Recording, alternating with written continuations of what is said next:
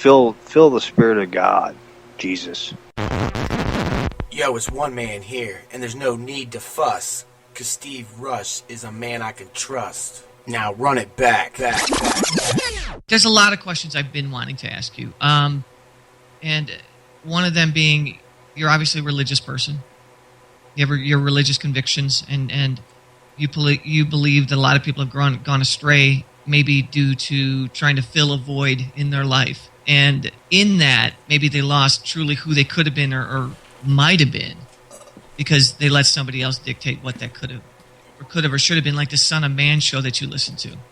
Yeah, because I want to stand up to people like that, because that's what Jesus did. But I want to be Jesus-like. And so in a role model sense, is that what you're talking about? Yeah, I want to. But I mean, I'm not. No one can look up to me, man. You got to look up to Jesus. I still want to, even though none of that will help me, I still want to do it. You know what I mean? There's like an urge. Like, I can go to church on Sunday right across the street, but there's an urge that it's telling me that I need to go on Saturdays to a Saturday church. And I can't like get over it. Even though I know that it doesn't matter what day you go to church. Like, we're having church right now. Absolutely. I mean, that's church. And it's still in me because Jesus said to honor the Sabbath. And it's been changed. The day's been changed, and for some reason it's been changed. I mean, even though it doesn't, our works don't get us anywhere. But we still can inspire people. I mean, I think that's the greatest gift that we have, is that we have the power to inspire, and maybe get people thinking a little bit more wide open, a little bit broader spectrum of what life is truly about. And I noticed that in you as a character, as a person, as a player in this game of life, that you always try to inspire someone. And I respect you very much for you doing that. Yeah, I believe what I say, though, and I know people are gonna think I'm crazy. You know what I mean? Jesus even says that they hate you because they hated me first. And yeah. I receive persecution from everybody, man. Because when you put yourself out there, you're very vulnerable. Yeah, it's making me tougher, because I do get hurt when people step on me, man. Like, so you're not afraid to say that. A lot of people are of the mindset that, God, if I say that I'm weak or it hurts me or bothers me, man, I can't do that, because then I don't look very, very, cool. And in this day and age that we live in, everything's about how you look to certain people. Certainly not you or I, because we're grown men and we've walked the walk and we've talked the talk. But some people believe that you can't talk like this. You can't have dialogue with another guy about feelings or where you're coming from, and because it's wrong for some. What do you think about people that do that? That say that it's wrong for a guy to say, you know what, I feel bad. I have feelings. And it really messes with me. That's all part of the lie, man. That's all part of the deception. I mean, this whole American thing is total freedom. Well, it's not really total freedom. We were given laws that it wasn't just given to us for like dictatorship. It was given to us like a parent would give a child. You know what I mean? Like, if you think about some of the Ten Commandments, just being with one woman your whole life, that keeps you from getting sexual transmitted diseases. That keeps you from, wondering. I mean, there's all kinds of things that can happen to you. Well, I don't know if it keeps you from wondering, but I know what you're saying. Yeah, it does keep you. If she's also of the mindset that she's going to be faithful. Yeah. And if everybody did it that way, then you're right. Life would be easier. I've been married twice, as you know. I mean, I made that. I heard you say you had custody of your kids. I got custody of my kids. Yeah. You dropped me that line, so. That's something I see in everybody. I have connections with them. Like Alpha Dog's about the same way.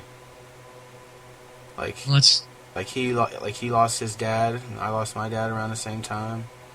He has a homosexual brother. I have a homosexual brother. Like, there's a lot of people I meet Even though they're like miles and miles away, I connect with them more than I connect with people next door to me. I mean, That's awesome. even my family. I mean, it breaks my heart that they're indoctrinated with lies too. And I don't just have this radio persona, you know what I mean? I this is all the time. They think I'm crazy too. But I mean, Why do you think that is? because I can't stop. It's like at first it started, I would be somewhere and I'd have an urge to jump up and talk about something, and then I wouldn't. I'd just repress it. But then, So you have a passion for getting out what you believe to be the truth. yeah, absolutely. That's what I'm. I would called love to know do. what's wrong with that, but some people do think that people need not to talk about that, and for each his own, I guess. But Well, see, that's like my favorite saying is people don't care how much you know till you know how much you care. And it's not, I haven't went and just did a couple clicks and looked something up on the internet. I've read into the Bibles. I've read many Bibles, and they're not all true. They're different. That's division. That's a lie. You know what I mean? That's the devil. The devil's in every church. You know what I mean? That's what pushes people away from churches. All the negativity in the church. Like, we're not called to judge, but we are called to judge evil. You know what I mean? We're not called to judge somebody for coming to church not wearing a rich, expensive suit, or their kids being loud. You know what I mean? We're called to just to preach the Bible. And if there's somebody crying beside you, you just keep preaching.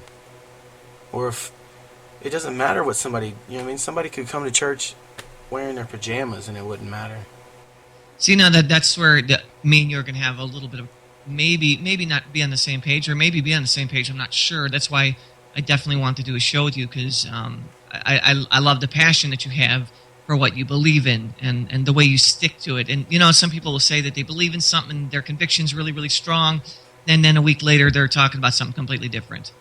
And since I've known you, you've always been consistent in what you said and what you believe in. You've always been true to. And I think that's something that's running very, very low on definitely on the internet. So now, as far as church goes, I have a very difficult time with church. I have a very, very difficult time with going to church. Though I do go, and when I go, I am surrounded by a bunch of heathens, a bunch of people who are nothing more than faking it so that way they can buy their way into heaven.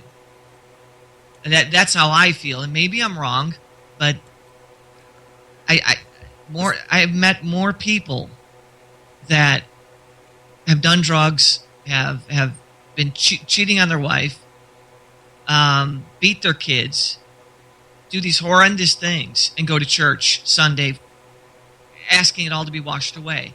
I know that God forgives, and I understand that. But how many times could somebody do that and use the church as an scapegoat for real life?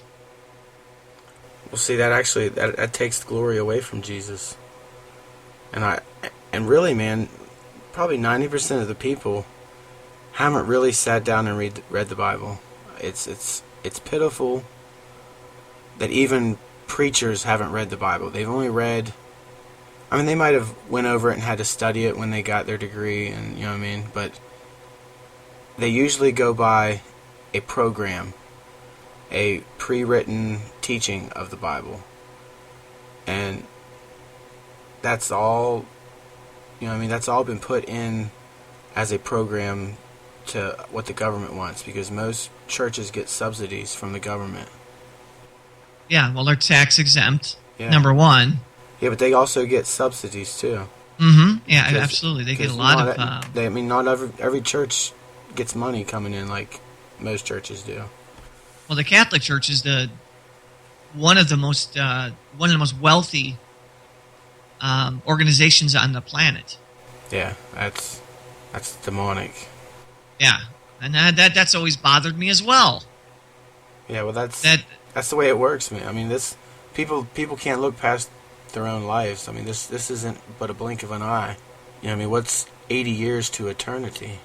Because that's really, we're not going to see pretty much too much after 80 years. If you reach 100, you're the luckiest man on earth. But who would want to get that old? Well, if I'm healthy, I guess I would. But you're right. I don't want to be somewhere where I'm in a diaper or in a home somewhere. Yeah. I'd rather just move on to whatever's next. What I believe to be next is heaven. So, and now you have a differing opinion on that as well. Like when you pass away, you have a perspective that's completely different from what I was taught. Yeah, well, it's different than what I was taught too, man. That's been indoctrinated to us. That's like dying is a punishment. That's for sin. That's the punishment of sin is death. And the devil said, "You shall surely not die. You will live forever and be like gods."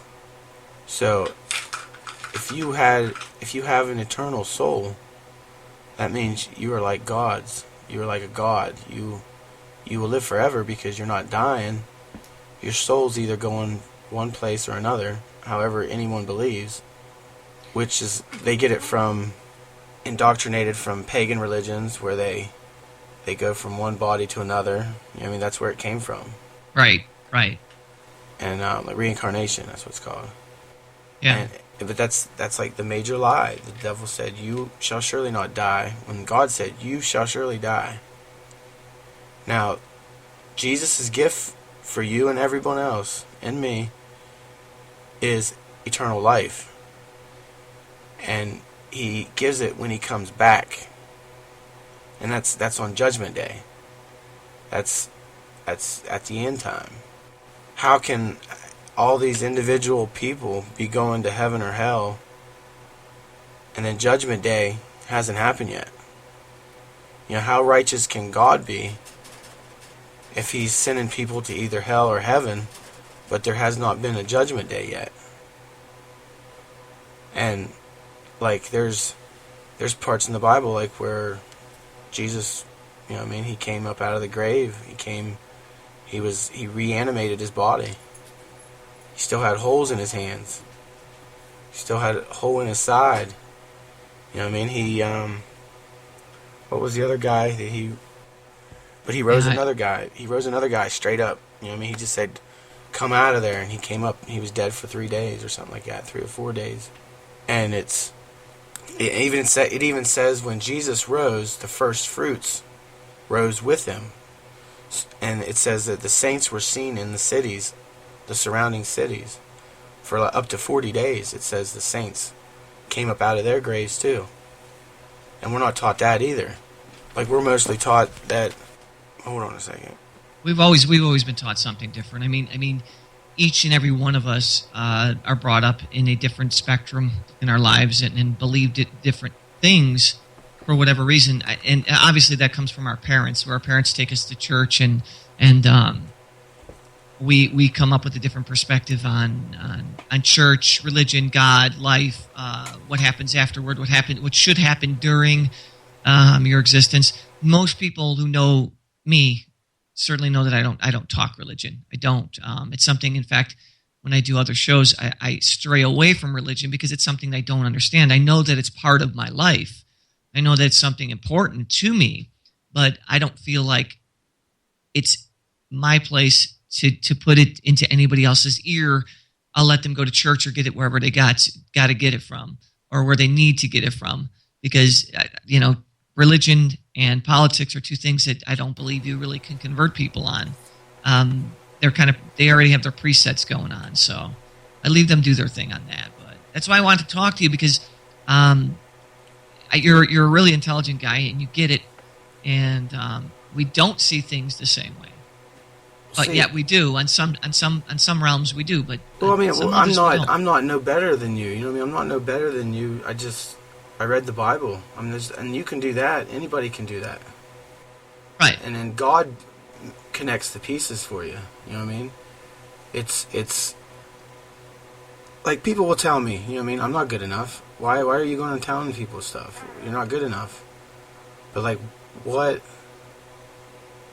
Who says that? You know what I mean? Who says that you're not good enough? Why do we need a mediator between God? You know what I mean? Why do we need